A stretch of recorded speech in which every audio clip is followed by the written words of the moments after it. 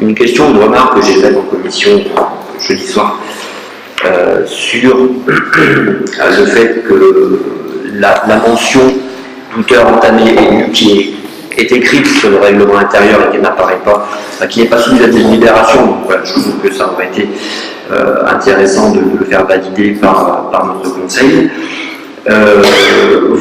On parlait à l'instant du barème de 600. Quand il avait été mis en place, parce que bon, précédemment on fonctionnait sur la base du revenu fiscal avant qu'on passe au quotient familial, on vous avait demandé si vous aviez estimé les conséquences, je dirais, du nouveau mode de calcul. Et en fait, si tout simplement il y avait un objectif de rentrée, d'augmentation des recettes, et vous nous aviez répondu non, on n'est pas effectivement sur un objectif d'accroître les recettes.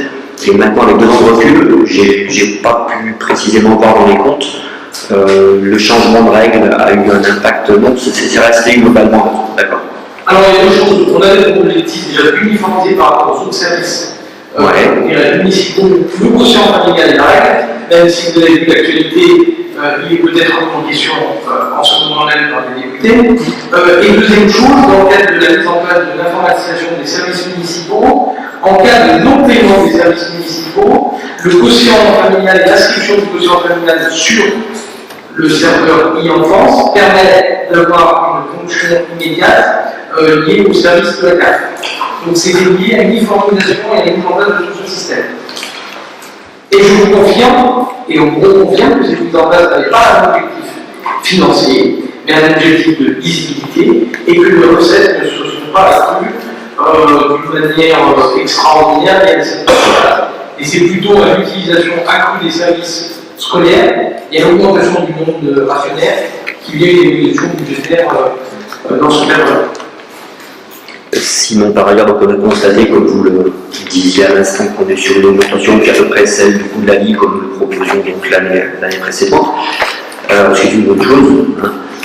Par contre, on avait évoqué plusieurs points, à savoir la proposition qu'on avait faite concernant les inscriptions hors délai, qu'on puisse les graduer, comme en fait on a le plein tarif, le tarif réduit et le tarif extérieur à Villars, et on voulait savoir, là aussi après un an d'expérience, le tarif à 10 €, la présence d'un enfant hors inscription. Et il y avait combien de cas en fait? Parce que on vous avait proposé l'année passée en fait de ne pas maintenir ce tarif, en disant voilà, les inscriptions hors délai, si on faisait tarif normal, tarif réduit et hors Villars, ça nous paraissait suffisant. Donc je voulais savoir si quelque part, un an après, les chiffres vous avez donné raison, parce que moi j'ai eu quelques parents qui m'en avaient pas, et en fait, ça leur a été restitué, enfin ils ne l'ont pas payé. Donc je voulais savoir si. Ouais, parce qu'il y avait une justification.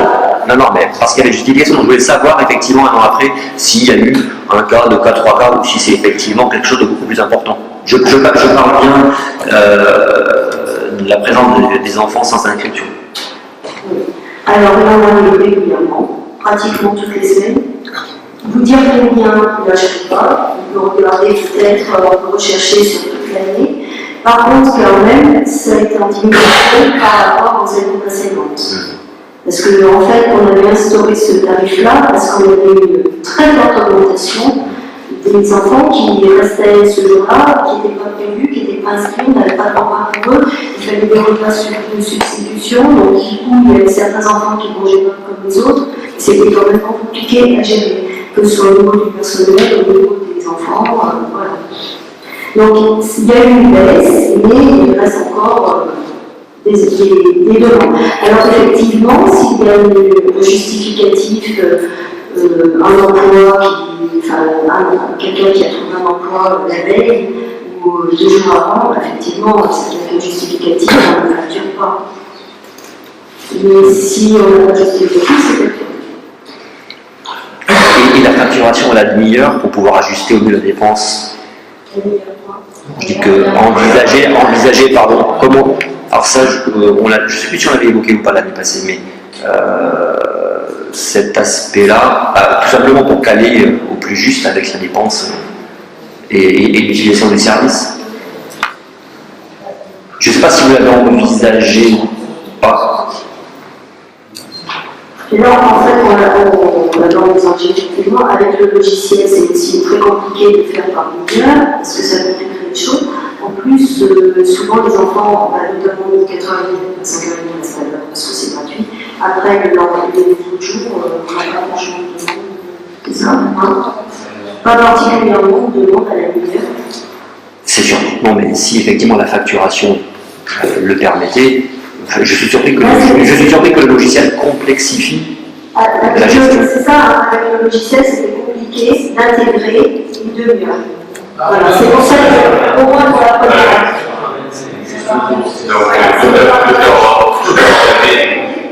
Parce que techniquement, je ne peux pas. Mais c'est de toute façon tout à l'heure entamé. Mais monsieur le maire, monsieur Salvé, vous n'avez pas changé, et cette mention-là est effectivement portée sur le règlement intérieur. Et c'est vrai que c'est pour ça que j'ai. Madame Roussin, je ne me trompe pas. Elle est uniquement mentionnée sur le règlement intérieur. C'est pour ça qu'on proposait, mais je l'ai redit l'autre jour, bon, c'est pas un souhait. Chaque fois que vous proposez, on vous dit, tout en entamé et oui, mais normalement, la délibération du Conseil devrait mentionner cet aspect-là. C'est simplement ça qu'on avait dit. C'est simplement ça qu'on avait dit. On avait dit juste ça. C'est dans le règlement intérieur, mais comme on ne vote pas ici même le règlement intérieur, quelque part, le tarif, pour nous, n'est pas complètement validé. Ça, c'est marqué, les autres sont payantes. il n'y a pas de dire. Les autres sont payantes. Je vois. Non, mais pourquoi est-ce qu'il est précisé dans le règlement intérieur que toute heure entamée est due? C'est parce que c'est une information utile, à mon avis, à porter à la connaissance des parents. C'est pour ça que j'aurais trouvé plutôt logique de le soumettre à l'approbation du Conseil.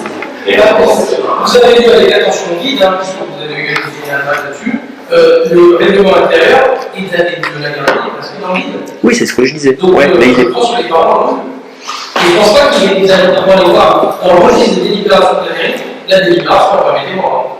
Je trouvais intéressant que l'ensemble des conseillers municipaux, qui n'ont pas lu, eux, le règlement intérieur, puissent avoir l'information qui vient d'être reprécisée, à savoir toute heure entamée et due. Les autres sont c'est clair, il faut vraiment aller chez Non, mais. Ce que je peux vous dire, c'est que oui, J'ai pas entendu. aucun milliardaire ne vient de mairie dans le délibération. Je parlais des conseillers municipaux là, mais. Tout à l'heure, on a vu, c'est depuis tout le temps, on a toujours dit ça en fait. C'est parce que justement. Je n'ai pas dit que ça ait été modifié. Avant, il y avait une facturation à la demi-heure. Oui, mais il y avait une facturation à la demi-heure. Et le fait de passer à la facturation à l'heure, j'aurais trouvé plutôt logique, effectivement, d'accompagner pour la bonne compréhension. Parce que, évidemment, ça y était, mais il y avait une facturation à la demi-heure. Ce qui a changé.